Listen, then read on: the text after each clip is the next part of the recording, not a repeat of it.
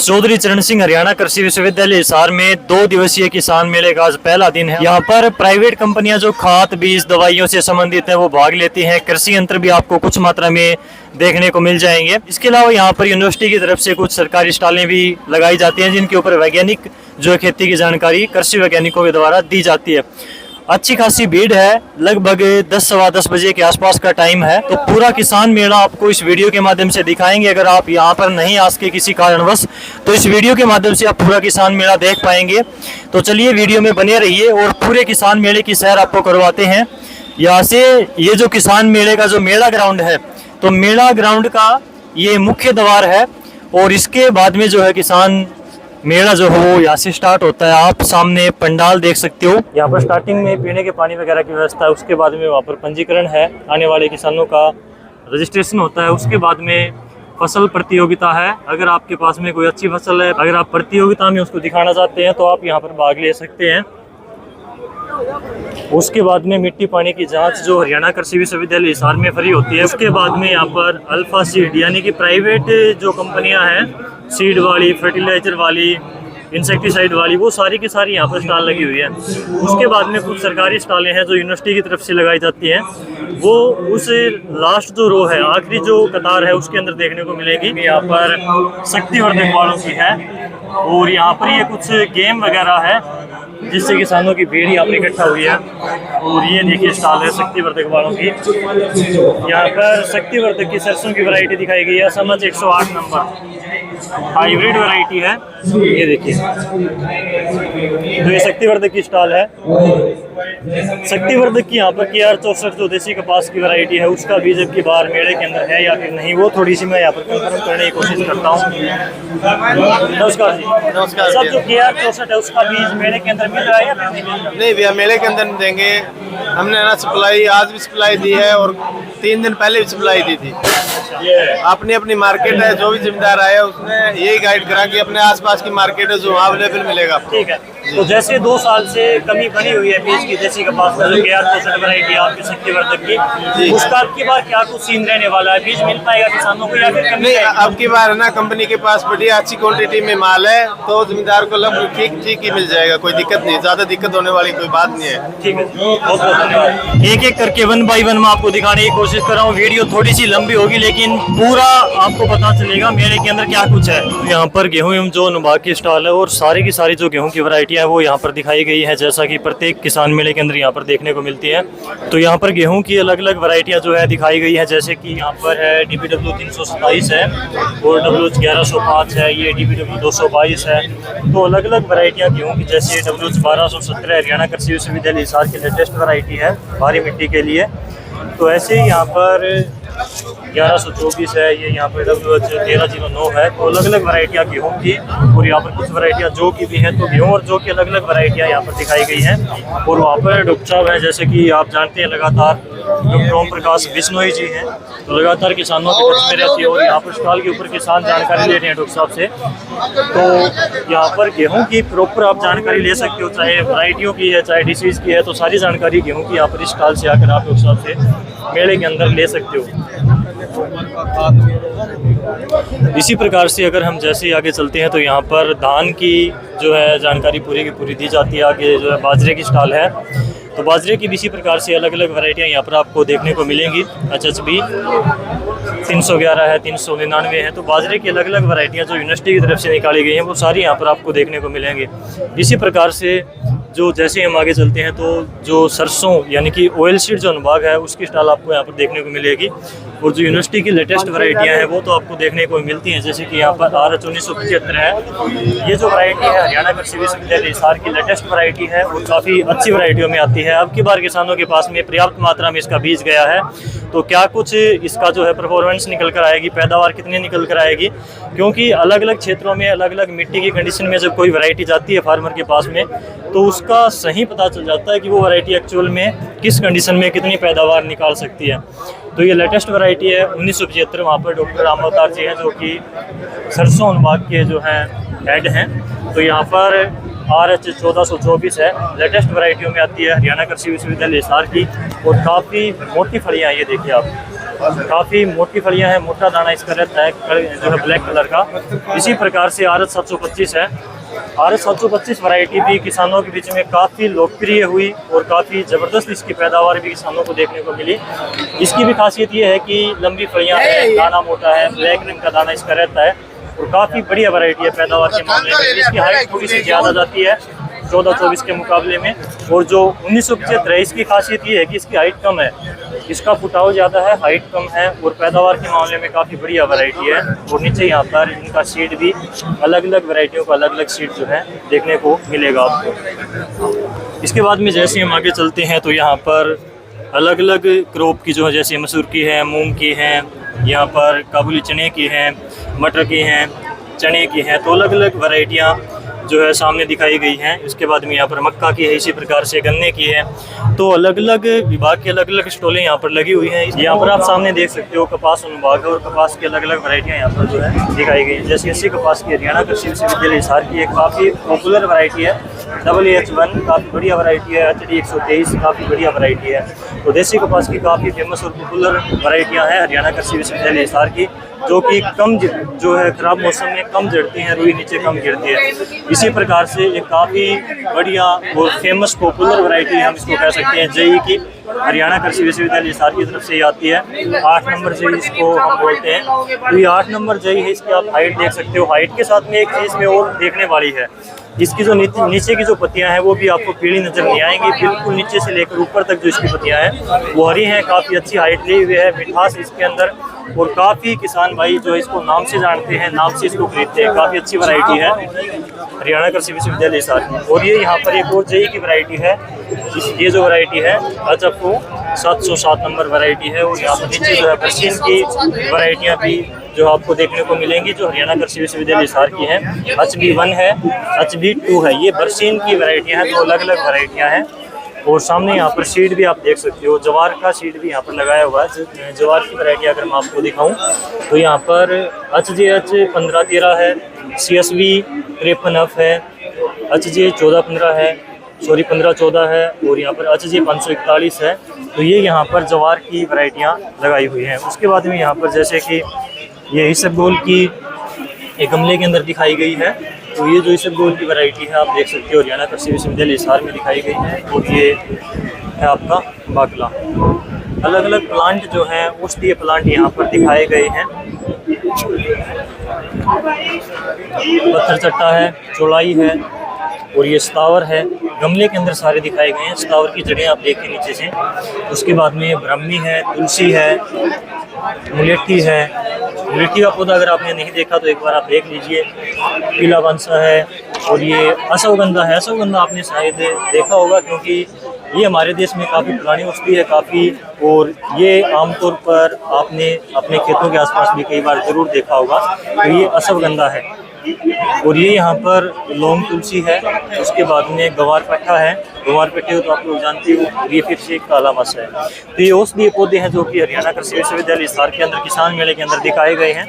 जैसे ही हम आगे बढ़ते हैं तो इस साइड वही जो है प्राइवेट कंपनियों की कृषि यंत्रों की स्टॉलें हैं। फील्ड मार्शल की है, पिछली बार में मेरे ख्याल से यहीं पर थी, और इसी लोकेशन के ऊपर अब की बार फिर से इन्होंने स्टॉल लगाई है। तो इस साइड वही प्राइवेट कंपनियों की स्टॉलें हैं, और उस साइड अगर हम जाते हैं तो सरकारी यूनिवर्सिटी की स्टॉलें ही यहाँ पर हैं। ये चने की वैरायटियाँ हैं, हरियाणा कृषि विश्वविद्यालय हिसार की चने की वैरायटियाँ काफ़ी फेमस हैं, और काफ़ी किसान भाई लगातार इनको लगाते हैं। सर कौन कौन सी वैरायटियाँ हैं चने की? ये चने की एक ही किस्म है, लेकिन इसमें हम बिजाई का समय का देख रहे हैं कि कौन से क्षेत्र में बिजाई करनी चाहिए। जैसे हिसार की जो स्थिति है, परिस्थितियों में ना अक्टूबर के आखिर में बिजाई कर सकते हैं। ठीक है। जहाँ थोड़ा लेट खरीफ फसल की कटाई होती है तो हम नवंबर के पहले सप्ताह में तो बिजाई का समय देख रहे हैं। किस्म तो एक ही है, हरियाणा चना नंबर 5 है, तो इसका दिखाया है। अलग अलग किस्में नहीं है ये यहाँ पे। ठीक है। वो दूसरा विभाग है हमारा, वो चने का देख रहे हैं ना, वहाँ अलग अलग किस्में दिखाए। एक ही किस्म है, यानी कि सेम चना अगर किसान अलग अलग बिजाई का तो कौन से बिजाई का टाइम कौन सी स्थितियों में सही रहता है ये दिखा रहे हैं। ठीक है, बिजाई के टाइम का डिफरेंस यहाँ हाँ, वो डिफरेंस देख। ठीक है सर, ये वैरायटी कौन सी है? HC5 जो हरियाणा चना नंबर 5। ठीक है, ठीक है सर, थैंक यू। इस प्रकार से चने की एक वैरायटी है, लेकिन टाइम का अगर हम डिफरेंस करते हैं तो टाइम का डिफरेंस कितना अलग रोग के ऊपर दिखाई देता है, वो चीज़ें यहाँ पर दिखाई गई हैं। और यहाँ पर ये खरपतवार है जो गेहूं के लिए बहुत सिरदर्दी देने वाला खरपतवार होता है, गुल्ली डंडा। हाँ जी सर, ये जो जंगली, ये जो मंडूसी है, मंडूसी है, बलूरी भी बोलते हैं, कणकी भी, जो धान गेहूं का इलाका है या गेहूं की फसल में सबसे ज्यादा समस्या यही है। इसकी रोकथाम के लिए बहुत सारी दवाइयां हैं खरपतवारनाशी, तो उनका असर दिखाया है। कौन सी दवाई से अच्छा असर आता है? बिल्कुल। तो इसमें यहाँ यहाँ तो कोई दवाई नहीं छिड़की है हमने, और दूसरे में वो खाली है, इसमें पायरोक्सासल्फोन दवाई है, उससे इसकी कणकी की रोकथाम हो जाती है, लेकिन ये बिजाई के तुरंत बाद छिड़कनी पड़ती है। तीसरे नंबर पे क्लोडिनोफोप है, इससे ज्यादा रोकथाम नहीं हो रही है। इसी तरह ये सल्फोसल्फुरोन है, लीडर है, इससे भी नहीं है। और तीसरा हमारा ये पिनोक्साडेन है, ये भी खरपतवारनाशी, इससे भी रोकथाम नहीं होती है। इसके बाद इससे मीजोसल्फोन और आइडोसल्फोरान है, इसे थोड़ी बहुत हो जाती है, लेकिन ये यहाँ पे हमारी एक दवाई सगुन के नाम से आती है, इससे बिल्कुल ये दो जगह देखो, यहाँ पे और वो 2 नंबर पे बिल्कुल रोकथाम हो जाती है। तो हम किसानों को ये बता रहे हैं कि इन खरपतवार नाशियों का इस्तेमाल करोगे तो रोकथाम हो जाएगी। बिल्कुल। तो यहाँ पर अलग अलग दवाई की प्रैक्टिस जो है करके दिखाई गई है, जो है अलग अलग दिखाई गई है, तो आपको पता चल जाएगा कि कौन सी दवाई कितनी असरदार है गुल्ली डंडे के ऊपर। आपको यहाँ पर क्लियर देखने को मिलता है। जो सगुन है, सगुन 21 के नाम से जो आती है, क्लोडिनाफोप और मेट्रिब्यूजिन इसके अंदर आता है। तो ये बिजाई के 30 से 35 दिनों के बाद में स्प्रे अगर आप करते हैं तो ये देखिए किस प्रकार से जलकर इसकी राख हो जाती है। बिल्कुल आप इससे निजात पा सकते हैं। तो गुल्ली डंडे के ऊपर कौन सी दवा का कितना असर है ये यहाँ पर दिखाई गई है। उसके बाद में यहाँ पर जंगली जई दिखाई गई है, लेकिन कौन सी दवा का रिजल्ट है ये यहाँ पर बताया नहीं गया है।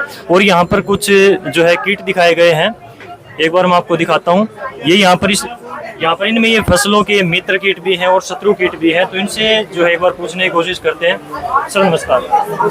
सर जैसे गुलाबी सूंडी ने पिछली बार जो है 4-5 सालों से अगर मैं कहूँ तो नरमा कपास के ऊपर काफ़ी बुरा प्रभाव डाला है, तो गुलाबी सूंडी को कंट्रोल कैसे कर सकते हैं? इसके ऊपर कोई कंट्रोल करने के लिए कीटनाशक आया है या फिर नहीं अभी तक? गुलाबी सूंडी को कंट्रोल करने के लिए सर हमको ध्यान रखना है, पहले तो जो लकड़ियाँ भंडारित करते हैं उसको स्टोरेज अच्छे से करना है सर।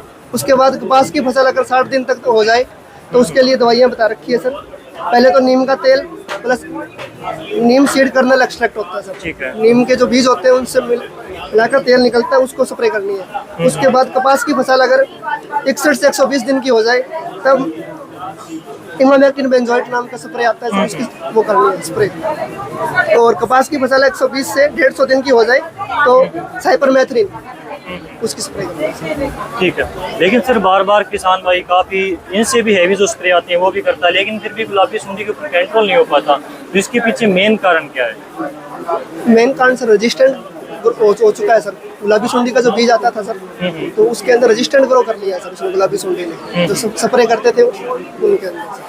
ठीक है। तो किसान भाई इस प्रकार से गुलाबी सूंडी के ऊपर अगर आप टाइम रहते स्प्रे स्टार्ट कर देते हैं और कंटिन्यू स्प्रे रखते हैं तो कुछ बचाव किया जा सकता है, लेकिन 100% मेरे हिसाब से प्रैक्टिकल रूप से जो हमने पीछे देखा 2-3 सालों में गुलाबी सूंडी के ऊपर ऐसा कोई असरदार अभी तक कीटनाशक तैयार हुआ नहीं है जो गुलाबी सूंडी को 100% रोक सके। तो ये यहाँ पर अशोक जी हैं, कैसे हो सर जी? बिल्कुल बढ़िया जी। तो चंदन भी लेकर आए हो आपकी बार किसान मेले में? बिल्कुल चंदन का भी है हमारे पास, और आम के बड़े पौधे हैं। चीकू पे आपको दिखाई दे रहा है, चीकू लगे हुए हैं। बिल्कुल चीकू लगे हुए हैं, और आम की बहुत वैरायटी है हमारे पास। ठीक है। तो इस प्रकार से यहाँ पर अशोक जी जो कि गांव मंडान से हरियाणा के भिवानी जिले में इनकी नर्सरी है, पौधे लेकर आए हुए हैं। अलग अलग प्रकार के फ्रूटिंग वाले भी हैं और चंदन वाले पौधे भी इनके पास में देखने को मिलते हैं आपको। तो यहाँ पर इन्होंने अपना जो है पूरे का पूरा लगाया हुआ है। तो यहाँ पर ये यूनिवर्सिटी की सारी जो है सरकारी स्टॉलें हैं, और दूसरी साइड अगर हम देखें तो वहाँ पर प्राइवेट स्टॉलें जो आपको देखने को मिलेंगी। इसके बाद में अगर मैं पूरा मेला अगर आपको कवर करके दिखाऊं तो ये वीडियो कम से कम 1.5 घंटे की बनेगी, लेकिन इस वीडियो को थोड़ा छोटा करने की कोशिश में जो मेन स्टॉल है वो मैं आपको दिखा देता हूँ। अलग अलग प्राइवेट कंपनियों की, सरकारी जो यूनिवर्सिटी की स्टॉल है जो आपको दिखानी सबसे ज़रूरी थी मेन क्रॉप की, वो मैंने आपको दिखाई। यहाँ पर बिल्कुल फ्रंट में ही इप्सा कंपनी ने अपनी स्टॉल लगा रखी है, और प्रमुखता से जो दिखाया गया है वो मूंग का बीज है जो बंसी गोल्ड के नाम से आता है। ये देखिए, इसकी मैंने पिछले साल आपको रिजल्ट भी दिखाया था। काफ़ी ज़बरदस्त बढ़िया वैरायटी है। इसमें पीड़ा मोज़ेक वायरस नहीं आता, न के बराबर आता है, लेकिन पैदावार में बहुत बढ़िया वैरायटी है। गुच्छे में फलियां लगती है, काफ़ी ज़बरदस्त वैरायटी है। यहाँ पर सेकंड जो स्टॉल है वो कण वालों की है, कण के बाद में NFL की है, उसके बाद में श्री राम की है, उसके बाद में वहाँ पर नीव सीड की है आगे। तो सबसे पहले जो यहाँ पर कण की है, सरसों की वैरायटी काफी अच्छी आती है कण वालों की। एक बार मैं आपको वैरायटी दिखा देता हूँ। ये देखिए कण की 966 नंबर वैरायटी है सरसों की। फैलाव आपको दिखाता हूँ नीचे से, ये देखिए देखने में काफी जबरदस्त लग रही है, दूर से ही बिल्कुल झुक गई है फलियों से। फलियां तो मोटी हैं, हालांकि फलियों का साइज इसका नॉर्मल है, ज्यादा बड़ा नहीं है, लेकिन फलियों की संख्या ज्यादा है इसकी। काफी लंबी शाखाएं हैं इसकी, झुकी हुई है सरसों। ये देखिए यहाँ पर ये जो इनकी RH 725 के ऊपर इन्होंने एक्सपेरिमेंट कर रखे हैं अपनी खाद वगैरह डालकर। तो हरियाणा कृषि विश्वविद्यालय हिसार की RH 725 वैरायटी है। फुटाव देखिए नीचे से, और तना कितना मजबूत है इसका, ये देखो बिल्कुल नीचे से फुटा हुआ है। तो इनकी वैरायटी नहीं है, वैरायटी है हरियाणा कृषि विश्वविद्यालय हिसार की। लेकिन यहाँ पर दिखाने का इनका मेन मोटिव है कि हमने इसके अंदर खाद डाली अपना अलग से इसके अंदर जो ट्रीटमेंट दिया, देख रेख अपनी अच्छी की।